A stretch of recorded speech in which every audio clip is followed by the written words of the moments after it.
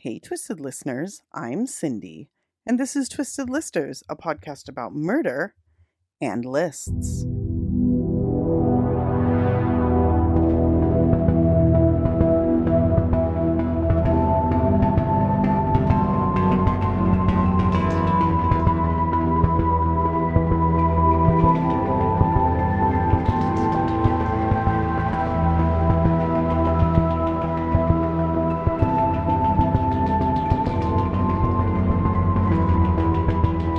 And I don't want to get too far ahead of myself or make any promises I can't keep, but it's looking like this week might be the last week that I'm recording solo.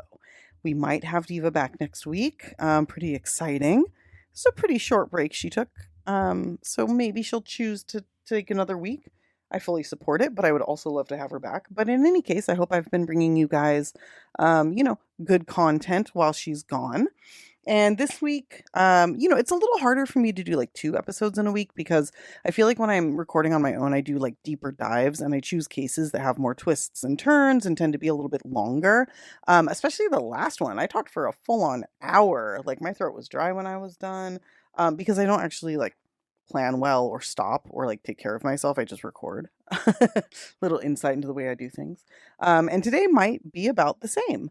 Before I get started with this case, which is again a little bit more in depth, but I am going to try to release one more this week, and I'm about halfway through on another case I've been working on. I just wanted to call out. We actually got a 1-star review on Spotify because the person did not agree with our assessment that California Mexican food is better than Mexican food from New Mexico. And I just want to say, if you're listening, because I have a feeling you are, that you're a fucking idiot. And to give a true crime podcast 1 star and then proudly comment that you would give negative stars if you could because you don't agree with them about regional cuisine is really, really sad. So seek help. Honestly, like I don't mind a bad review if it is legitimate. Like we have good reviews, we have lukewarm reviews, we have bad reviews. But when somebody's like, I'm going to fuck over this independent podcast with a 1-star review because I have some weird personal connection to Mexican food from New Mexico and I'm going to be a fucking asshole about it, like, you suck ass. So just want to put that out there. Get fucked. All right, that's it. Okay, now moving on, doing, taking care of all of our little business. I'm going to jump right into this case. It's a crazy case. It's a bit older, twisty and turny. I have not really seen that many people cover this case, which is interesting because it's definitely a good one. So yeah, hopefully this will be a first for a lot of people listening, and I hope you all enjoy. So this is going to be the mysterious murder of Rayna Rison. The story takes place in Porte, Indiana in 1993. We're going to begin with Rayna Rison, a 16-year-old girl who lives in Porte with her family. She lives with her parents and at least one sister, Wendy, while at least one other sister, Lori, already lived out of the house and was married to a man named Ray McCarty. Now, I think she may have even one further sister, but I've had a hard time, confirming that. So I know she lives with the younger sister who's 1 year younger. She's 15 at this time when Rayna's 16. And then this older sister is somewhere in her early to mid 20s. Now, Rayna was super popular in high school. I read through a lot of Facebook posts on a page kind of dedicated to her memory, and people had nothing but great things to say about her and many really nice memories. She played music. She had a lot of friends. She worked, I think, 3 part-time jobs. I know she worked at a fast food place and then also worked at a vet clinic and went to high school. So the reason that she worked at the vet clinic, I mean, she mostly did cleaning and support work. She was only 16, but it was kind of her way of getting her foot in the door with the vet clinic because she had dreams of becoming a veterinarian one day, which is really fucking cool. Rayna had somewhat recently broken up with her boyfriend, Matt Elser. They had been together since junior high, since they were maybe 12 or 13. And I read that he needed space. So that's why they had broken up. But they were recently reconnected and trying to kind of make it work. So they decided to rekindle things. They had a date planned for the night of March 26, 1993. So we're on March 26, 1993. And like I said, there wasn't anything super dramatic between the two of them as far as I could tell. It was mostly just, they're young. They'd been together since they were very, very young. A lot of people break up just because They want to sow their wild oats, but they were both excited to kind of rekindle the relationship, start dating again. Both of them were like super stoked. So now, March 26th, 1993. Now, like I said, Rayna was super excited for this date. Matt was excited. Rayna had told her parents about it. Her parents were excited for her because they liked Matt. And everything was just looking really up for Rayna. Now, before the date, she had a 2-hour shift at the vet clinic, and Matt was going to pick her up when she was done. Now, I have read both that he went directly to her house to pick her up, and I've read that he went to the vet clinic to pick her up. I don't know which one is accurate. I have read both multiple times. And in fact, I've read that he went to pick her up from the vet clinic more times than I've read that he went directly to her house. But I wanted to call that out. This is from, the 90s, so there are some kind of muddy details. But either way, he went to pick her up around 6 o'clock and he didn't see her. So now, if he was at the vet clinic, he didn't see her there, so he went to her house. If he was at her house, she wasn't there. So he goes to her house, is greeted by her parents. She's not home. So he waits in the house for about an hour. And finally, around 7 o'clock, he goes either to or back to the vet clinic to see if she was there or had come back or whatever. She was not there. Eventually, Matt, he went back to her parents' house, kind of told them what was going on. And eventually he went home while Rayna's mother, father, and younger sister, Wendy, went to the police to report her missing. Now, predictably, police were like, we don't really give a fuck. But their official excuse was, she probably went to a friend's house. We can't help you until she's been missing for 24 hours. Now, a lot of states have changed that law to where, like, you can report anybody under 18 missing and they're reported like right away. But again, this is the 90s, 93. A lot of these laws were still in place. Also, LaPorte, super, super safe, super sleepy town. But that's how all these stories start, right? Oh, it was a sleepy town. Nothing ever happened. And then boom, this shit.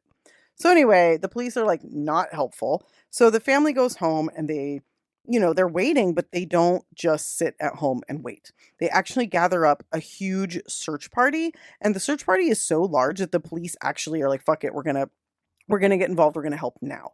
So they get off their asses and they decide to start searching as well. Now, among those searching were Matt, Rayna's family, including her sister and brother-in-law, Lori and Ray McCarty, and also Rayna's ex-boyfriend and current good friend, Jason Tibbs. Now, Jason and Rayna had dated in junior high, and people said he still had a thing for her even after 3 years. Rayna was aware of the way he felt, but she let Jason know that she was no longer interested, and honestly, he seemed okay with it. They would still hang out here and there, they got along really well, and when Rayna went missing, Jason was visibly distraught, just like the rest of her friends and family. Now, unfortunately, after a day of searching, Rayna was still nowhere to be found. Her car, however, was found on the side of the road about 9 miles from where she went missing. Now, her keys were in the ignition and her purse was in her car. The hood was up as though she had broken down, so this put police on high alert not only to search the area, but it made them think that it could have been something like a random abduction. So very, very scary. That being said, when police used the key that was in the car to attempt to start the car, it started on the first try. So now police are thinking, was this car planted? Did they put the hood up so as not to draw attention to it? Like, what is going on? Which also, if that is the case, cut a wire. Pull the battery out. Like, do something to make the car not so obviously a plant. But maybe they were just doing that to buy time before somebody reported it. Like, if the car had the hood up, then people driving by would think, oh, whoever it belongs to went to get help. I'm not going to call. Like who knows? In any case, beyond Rayna's purse, police also found a class ring in her glove box, and this ring had Jason Tibbs' name on it. And it was traced back to him, obviously. Police already had Matt on their radar since he went to her work, or, he did. Even if he didn't go at 6 p.m., he went at 7 p.m. looking for her, left her parents' house to go there. He's the ex-boyfriend, current boyfriend. Obviously, there was a breakup, a get back together. So that immediately puts him on their radar. But now they also have Jason on their radar. So these two boys were brought in and questioned, separately, of course, not together, and both agreed to take polygraph tests, and both passed. Matt openly admitted that he had been at the vet clinic, also said that he was at Rayna's parents' house for most of the time, so he got to her parents' house well before 7 p.m. And other witnesses had seen her around like 5:45. So if he had done something to Rayna, he would have had to do it in like record speed. And now this wasn't impossible, just less likely. So police were like, okay, he passed, the polygraph. The timing doesn't really match, but he's still, kind of on the radar. Police asked him, are you jealous that Raina still had contact with Jason? And he's like, no, not at all. Like, I'm completely secure in my relationship with her. In fact, I'm the one that wanted a break. And police believe him because it seems really sincere. And again, he seems really worried. Now, as I said, Jason also came to the station. And even though he passed the polygraph, police were a little concerned about his whereabouts since his ring was found in Raina's car. That being said, Jason actually had a really good explanation for that. He had recently helped her put a new car stereo in, and he had to take his ring off to do it, because you're getting your hands in the little spots. And he was, as he was rewiring, he took it off and left it in her car. And his best guess was that she put it in the glove box for safekeeping until the next time she saw him. As for the rest of his story, he had an alibi. He said he'd been with two younger girls for the first part of the evening and had then played a game of CB Fox Hunt with friends. Now, CB Fox Hunt, I'm saying that really carefully, is a game where kids use CB radios to call each other while basically playing a game of hide and seek. Now, in today's world where we have cell phones, this seems like so ridiculous and such a Midwestern country bumpkin kind of thing to do. But honestly, it sounds fucking fun. And I would play this right now. And I would even play it with a cell phone. So police were skeptical of his alibi, mostly because the first part of the night he was supposedly tutoring these girls in math, and Jason was a high school dropout. But apparently math and science were his strong suits, and both girls were yeah, no, he was with us from 6 to 9 p.m. From there, it's harder to say for sure what he was doing, as CB Fox Hunt is a game you play in your own car. So while he was on the radio, nobody knew exactly where he was. But the time frame of 6 to 9 was basically when police assume Rayna went missing. So he had a pretty good excuse. Also, like I said, he passed the polygraph and seemed very concerned for her safety. Now, pretty immediately, this was a huge case. And within a week or so of her disappearance, America's Most Wanted already aired a segment on it, trying to get any leads to find her, to know what happened to her. And this did prompt a ton of tips to come in. And one in particular sent the police to a road called Fail Road, which was an area they had already checked, but they decided to check again based on this caller's information. Now, the caller never identified themselves, which was really weird because there was a $6,000 reward for information leading to finding Rayna. So when police went back to this road, they found a leather jacket hanging from a tree, basically out in plain sight in an area they had already checked, which means that whoever put it up there had done so recently, after it had been checked, after everybody knew Rayna was missing. The jacket ended up belonging to Matt Elser, and it turns out Rayna had been wearing it the night she disappeared. So this was not a good sign at all. But they still had no body and very few leads. Exactly 1 month and 1 day after Rayna went missing on April 27th, 1993, a man was fishing with his daughter when his daughter got bored and wandered away from the family and came upon something in the water. Now, at first, this girl thought it was a turtle, but quickly realized it was a shoe, and that shoe was attached to a foot, which was attached to a leg, which was attached to a body. This body was pulled out of the pond and was shown to be very decomposed, but still in its clothing, including jewelry, and specifically 2 rings that had both Matt Elser's name on one and Rayna Rison's name on the other. They finally found Rayna's body. Now, despite the decomposition, they were able to tell she had been manually strangled to death, which is fucking horrifying. They also found that she had likely been killed the night she went missing. Beyond that, though, there wasn't a lot of evidence because manual strangulation doesn't necessarily leave a lot. Even if she had stuff under her fingernails, I don't think they tested it. She had been in the water so long, it was likely most of any evidence they would have had was washed away. Now, the reward grew to $25,000, in large part, thanks to the owner or former owner of the Oakland A's, the baseball team from Oakland, California, who had moved to the area and wanted to help. And America's Most Wanted aired another segment on the now murder asking again for help in finding Rayna's killer or killers. Luckily, a new tip came in, pointing police at another suspect who had definitely been on their radar, and they decided to take a closer look at this person.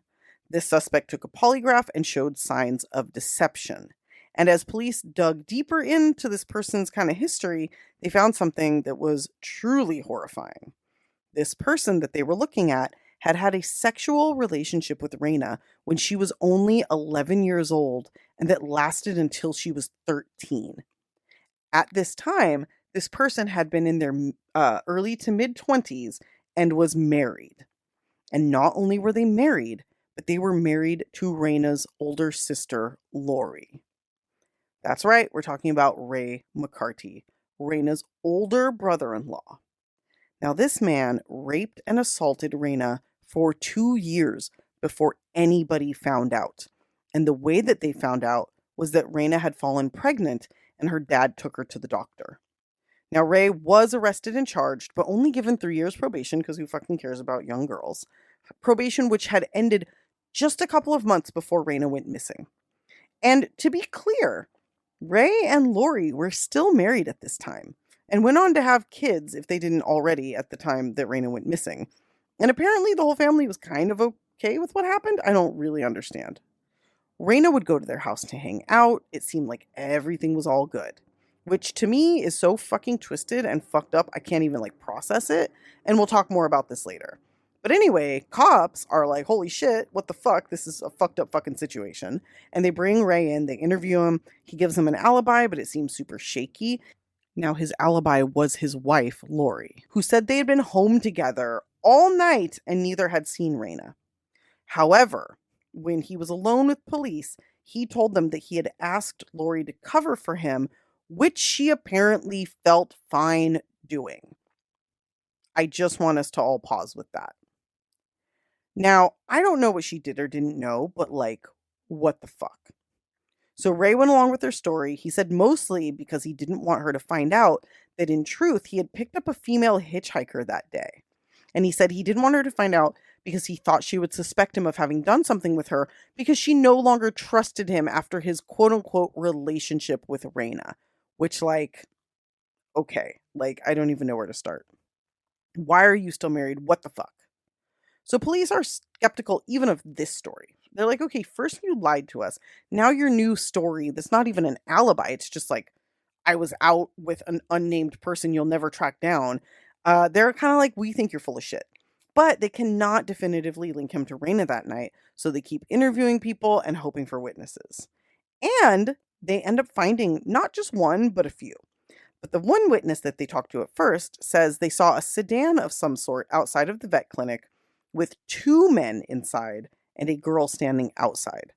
It looked like the passenger of the car was having an argument with the girl, and the witness said it seemed like a lover's quarrel.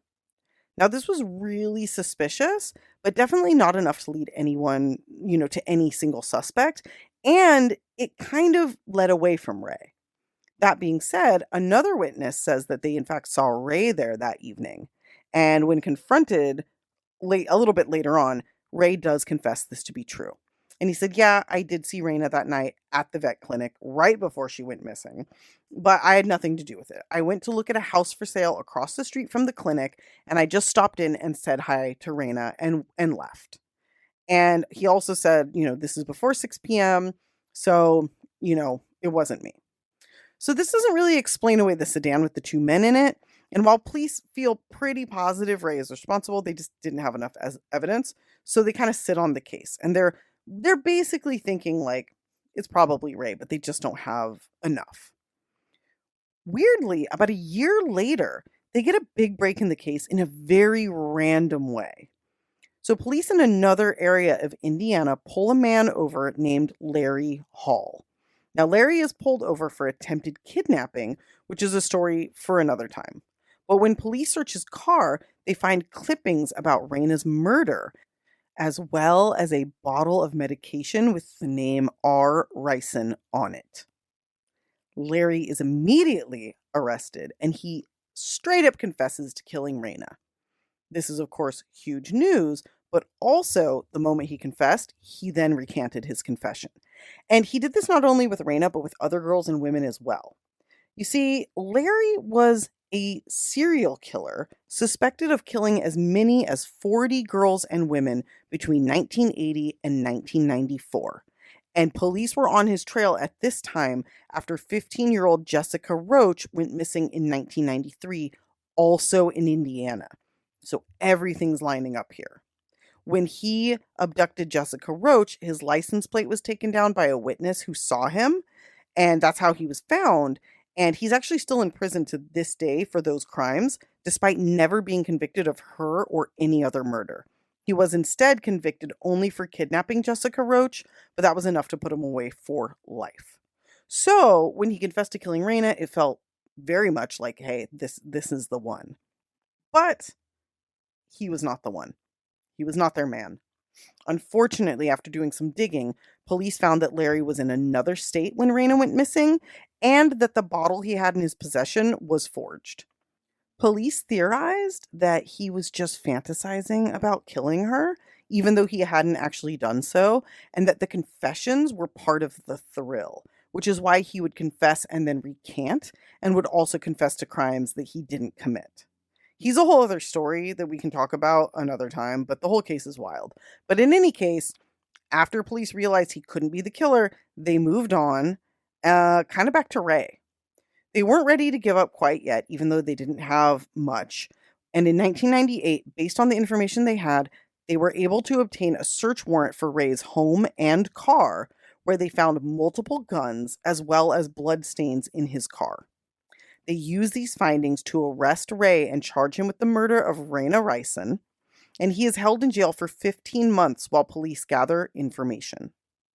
During this time, the DA in the county changed, and the new DA looked at the evidence and straight up refused to try the case. They said basically, you don't have enough evidence, like at all. You really don't. You have him saying he went by that day. You have their past, which, trust me, fucked up, but like not enough to prove murder. The blood in his car ended up being deer blood. He was an avid hunter.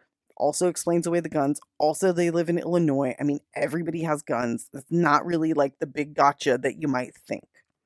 And for the record, it seems that Rayna's entire family all stand by Ray and his supposed innocence. And in fact, when Ray was arrested in 1998, his wife Lori, Rayna's older sister, had to take the stand before the jury, to see if they would indict or whatever. And she straight up said something very much along the lines of, Rayna was much older than her 12 years. She knew what she was doing with Ray. So that's kind of just, that's where we're at with these fucking people, right? Like they're just blaming an 11-year-old for her own rape by a 20-something-year-old married man. Like I just, what the fuck? Anyway, moving past that blatant insanity. Police have to drop the charges. Ray and Lori continue to live their super cool lives, and the case goes cold. Police review it from time to time, but they just don't have anything. She wasn't sexually assaulted, so there's no DNA. And they're probably just thinking, it's not going to be solved. Now, they are still circling Ray. They are never really dropping that. And I really do think that's why they kept circling back to this case. And I'm really glad that they did, because it kind of kept it in the headlines. However, they weren't really finding anything new until super randomly in 2008, an inmate serving a 44-year sentence for murder, a man by the name of Ricky Hammonds, reached out to police telling them that he had something he wanted to get off of his chest. Police bring him in and he tells a crazy fucking story. At the time Rayna was murdered, Ricky was a 14-year-old from a family living in Porte, lived with his family, and he was sort of just floating through life, getting high, hanging out, doing whatever. March 26, 1993, he was hanging out at his home, which is a farm. His parents live on a farm just outside of town, and he's in the pole barn. And a pole barn is just like not a full barn. It's like a little bit more like easy to remove. And he's up there in the loft getting high, just like smoking weed, hanging out. And while he's up there, a 17-year-old boy named Eric Freeman, who was dating Ricky's older sister, drives his sedan into the barn, and he and another boy get out and start arguing. Now, when these boys pop Eric's trunk, Ricky sees the body of Rayna Rison inside, and he says he is sure that she is dead when he sees her. Beyond that, Eric is super pissed, yelling at the other boy, asking him why he killed her and what they were going to do now. And this other boy, Jason Tibbs, says he has an idea. Jason, the ex-boyfriend who still loved Rayna, was the one who killed her, at least according to this inmate. Ricky said he kept quiet and neither boy ever knew he was there, and that he heard them say they would go dump the body, but he didn't really know anything else. He didn't know what happened before then or after, but he had enough info to kind of get things going.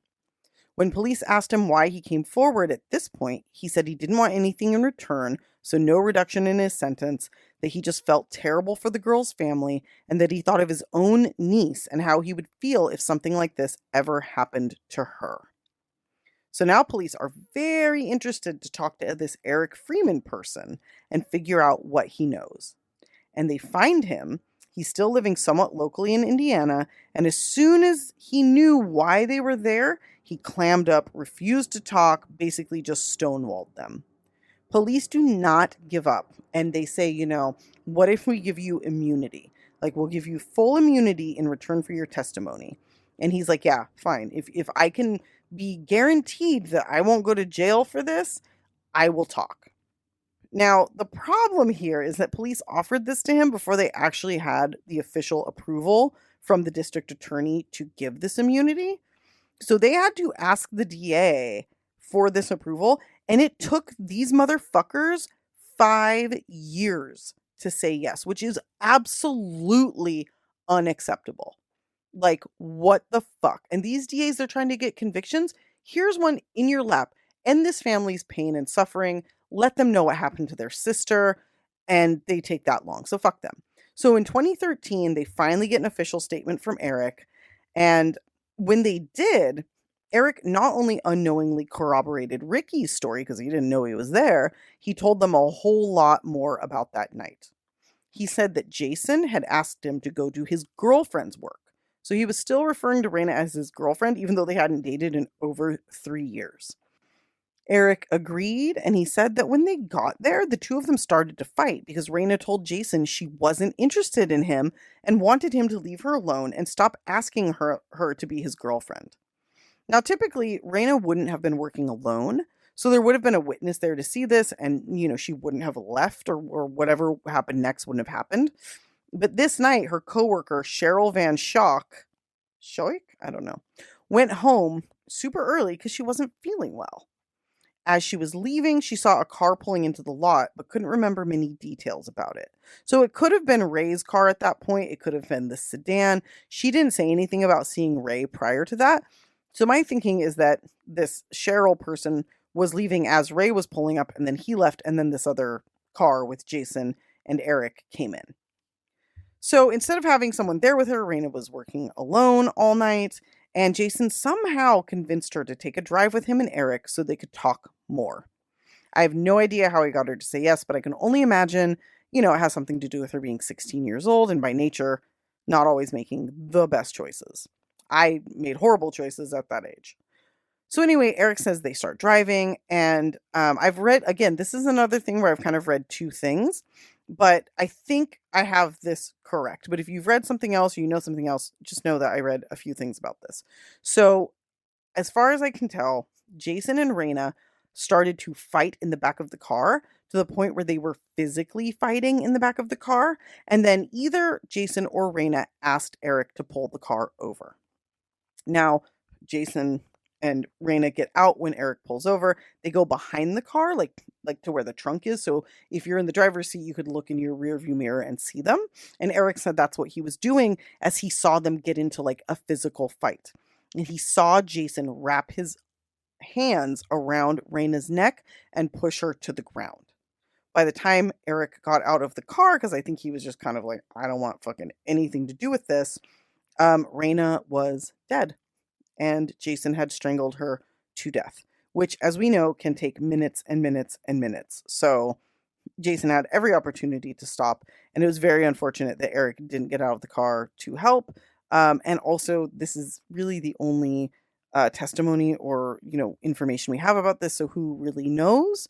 But he also had immunity, so he could have told them anything at that point. So it's reasonable to believe that this is what happened. Eric said from there, he and Jason put her body in the trunk of his car and drove to the barn where they got in that fight that Ricky saw. And then Jason said he had an idea.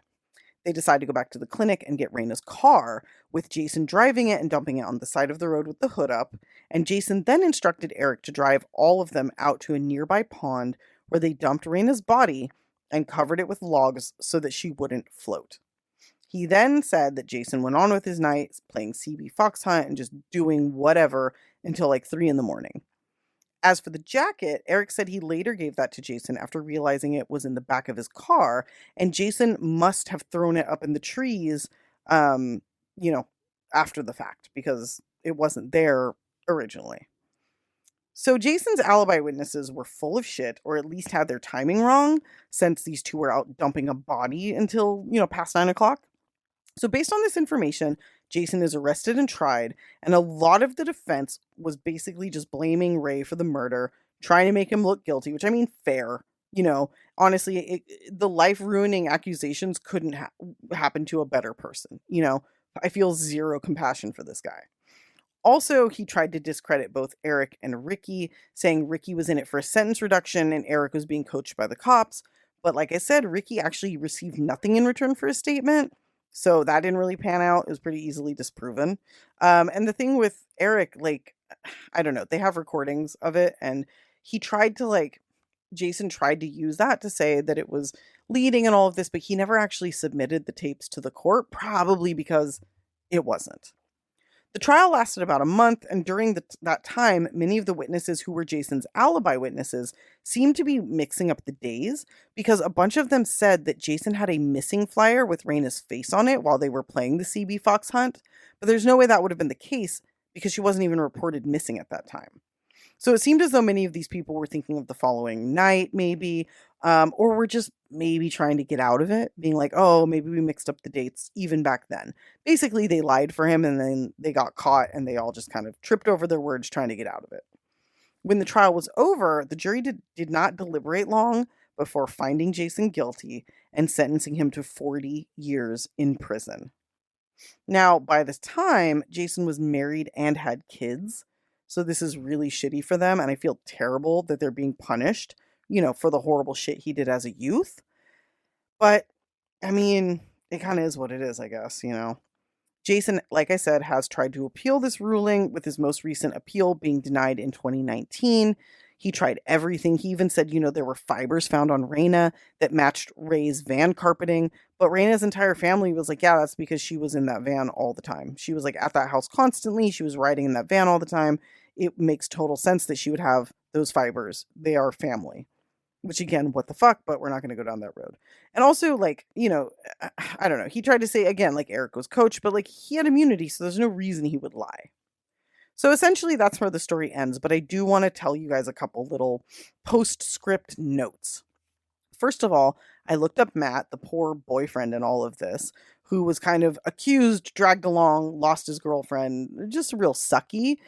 He's happily married, and he either has kids or stepkids, but he and his wife seem to be doing very well. I'm really happy about that because he seems like just an innocent dude, And another note more aligned with all the other elements of this case.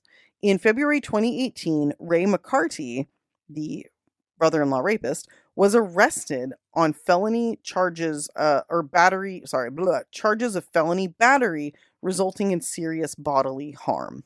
Now, this happened on a Thursday and wasn't his wife, so maybe it was a bar fight, or maybe it was his wife. I don't know. It didn't seem like it was because there was no spousal anything, but maybe it was a bar fight. I don't know.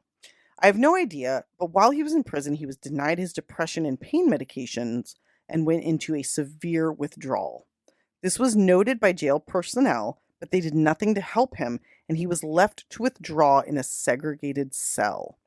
Jail personnel also didn't check on him hourly, as is required, and left him alone for hours at a time. including the hours between 10:45 a.m. and 1:40 p.m. on February 25th. And during this time, Ray found a way to cut himself in his jail cell and bled to death. He killed himself at age 52 years, and that sucks. I wish the worst for him, but I feel terrible for his family, not his wife, but his children. So I just wanted to kind of throw that in there because when I was looking this case up, I was trying to get more information on him because he just sounds like such a cool guy. And I found that. And it would be really sad, except I don't know. I just don't feel that bad for him. I'm sorry to say that, but I feel bad for his children. I feel bad for this whole fucking family. What the fuck? Terrible fucking story. Anyway, I hope you all enjoyed that, and I hope you guys have enjoyed my solo episodes. I admittedly will be very happy when they're over, but I'm also kind of enjoying it. Like, it's nice to just get in here, record when I want to, go at my pace, find just random cases that kind of work. So it's been a little refreshing change. Definitely looking forward to getting back to things. I hope you all are looking forward to that as well. Thanks again for listening. Please like, rate, review. And please, if you're going to give us a 1-star review because we don't agree about food, just go jump in a lake instead. But if you'd like to offset some of the like dumbass reviews that we get, because like all the this is just insane, please feel free to do so. We'd love to get rated on Spotify. If you do it, you will be our 100th review on there. So please be that person. Be our hero. Until Diva comes back, until the next story, I don't know what's going to happen. But until then, be sure to stay off our lists.